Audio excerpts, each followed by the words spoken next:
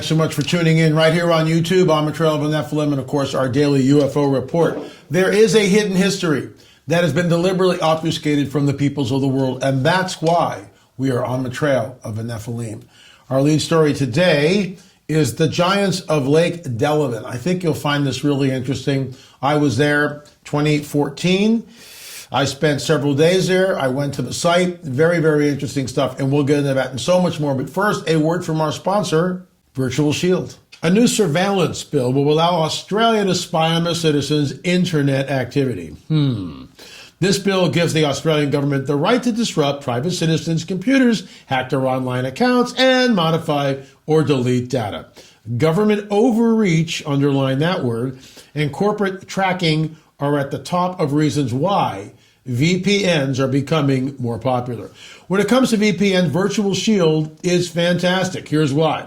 First, Virtual Shield is a no-log VPN. That means Virtual Shield doesn't store your search history on their servers. Second, it's the fastest and easiest VPN. Third, they have a 30-day free trial. Come on, folks, 30-day free trial. Give it a go. If you want to stay anonymous online, you'll love Virtual Shield. This Black Friday, you can try Virtual Shield for 30 days free, plus 50% off for life if you hurry. virtualshield.com/LA or click the link below to start your free trial. Once again, virtualshield.com/LA.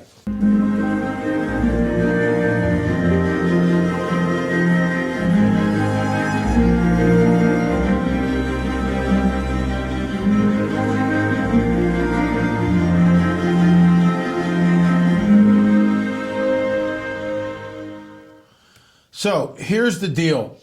I heard about this years ago, and I began to drill down in on it. It's a very cold trail. It's 1911, so it's well over 100 years ago.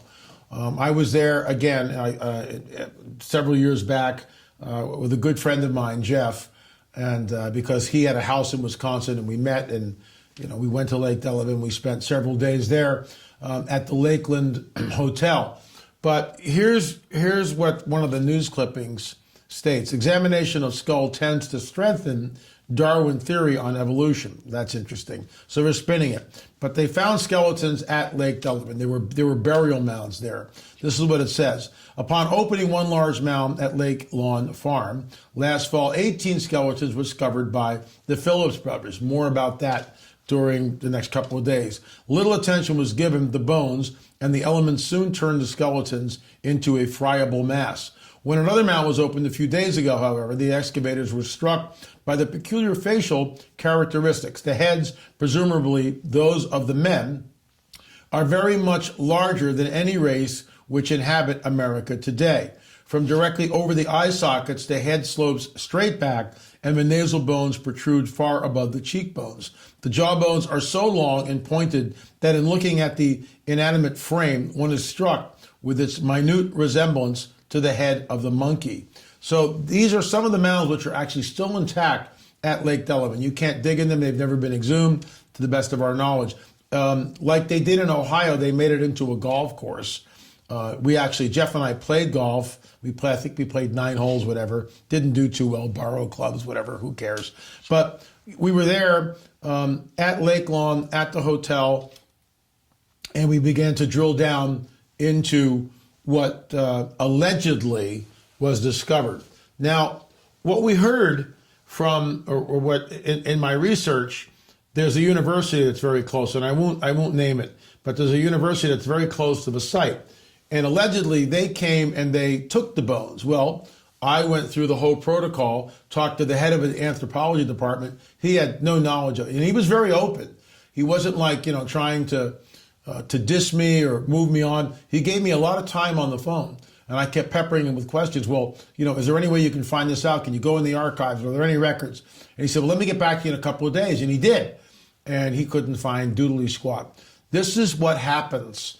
They get a fine like this where something doesn't fit the record that they want. In other words, the party line. Any type of out-of-place artifact. We talked about this last week. Check it out. That little figurine found in that mound in North Carolina, that's not supposed to be there.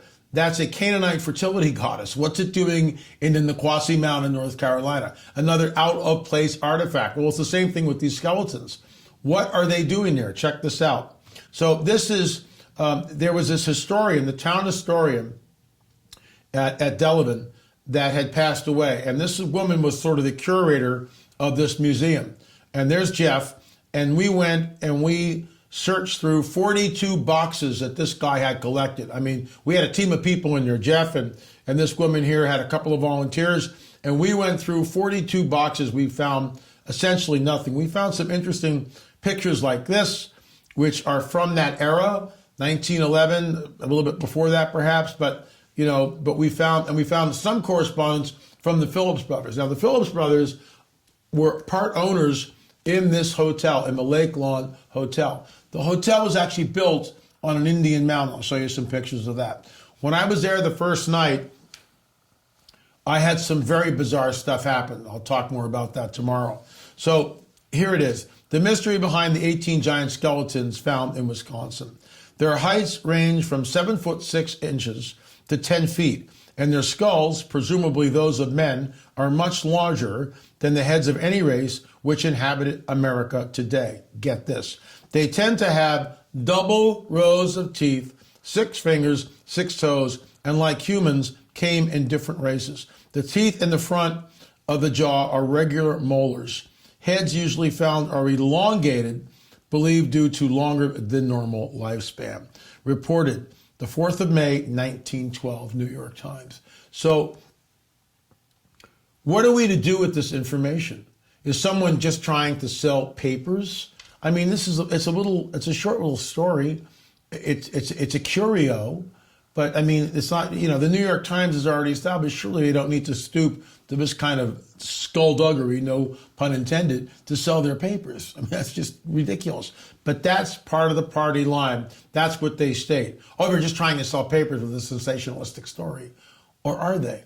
What is the truth? What is the truth? Look, folks, this ties right in. The double rows of teeth, the 6 fingers, read your Bible. It mirrors the biblical account. We know that the Nephilim, I truly believe that the Nephilim were here. They were at Lake Delavan, once again, mound builders, giant skeletons. And I had at one point, and I'm going to try to look for it if I have time. I've got lots of scan discs here. I did shoot, let me back up. I spent like 3 days in the archives in Wisconsin, all right? I combed through hundreds and hundreds of documents. And sometimes in the archives you hit pay dirt, most of the time you don't. I'll see if I can find that. I have a hunch that the pictures and the letters that I was able to photograph from the Phillips brothers to the head archaeologist, that's what I'm trying to find. So far I've not been able to find it. But I'll see if I can sort of dig that up, no pun intended, because that I can do it from memory, but I'd rather read it to you.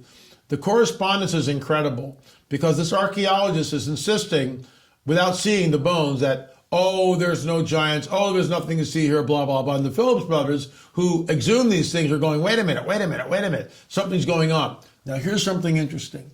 The grave, all right, there's some sort of a clay mixture over this thing which keeps the tomb waterproof. Guess what? I believe, that same clay is used at America's Stonehenge.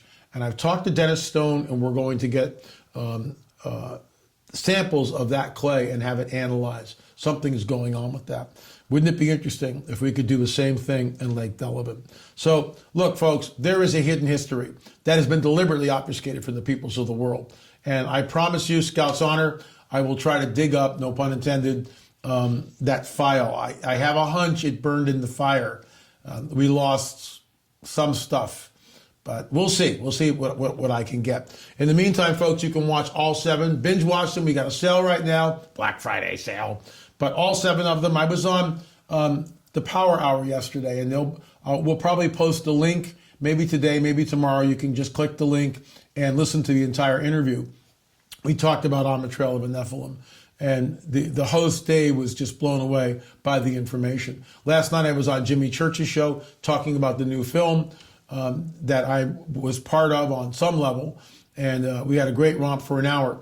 But let's move right into our whole UFO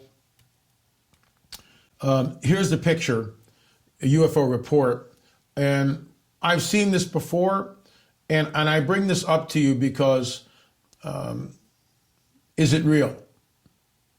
There's so much nonsense out on the net, and it's really hard to ascertain and discern what the truth is. I know from our Watchers series with Chase Klotsky, Chase had an encounter with one. She was terrified. And I asked her on camera, maybe I'll try to dig up that clip too. But Chase was terrified at what she saw.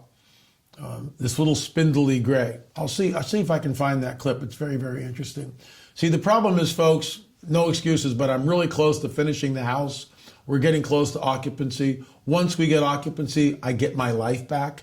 I can begin to edit again. I have more time. Right now, I'm like focused. I've got all these subcontractors, all these people I'm dealing with to try to get us into occupancy. But I still do my show, but not as good, not as well, not as gooder as I could do it if I was just focused on that. And the end of the house is coming soon, and all will be well. Anyway, folks, we have our film, UFO Disclosure, The Coming Great Deception of Luciferian Endgame. Please, it's free. It's free. Check it out. There's so much information there. Thanks so much for watching. On the Trail of the Nephilim, and of course, our daily UFO report. More coming tomorrow about Lake Delavan. And of course, if you've got a sighting, if you've got UFO, if you've got pictures or a story, please shoot me an email, la@lamarzulli.net, la@lamarzulli, M-A-R-Z, as in zebra, U-L-L-I. la@lamarzulli.net. We'll read it right here. If you want to remain anonymous, no worries. We can do that too. Thanks so much for watching. Remember, we'll see you on the air or in the air.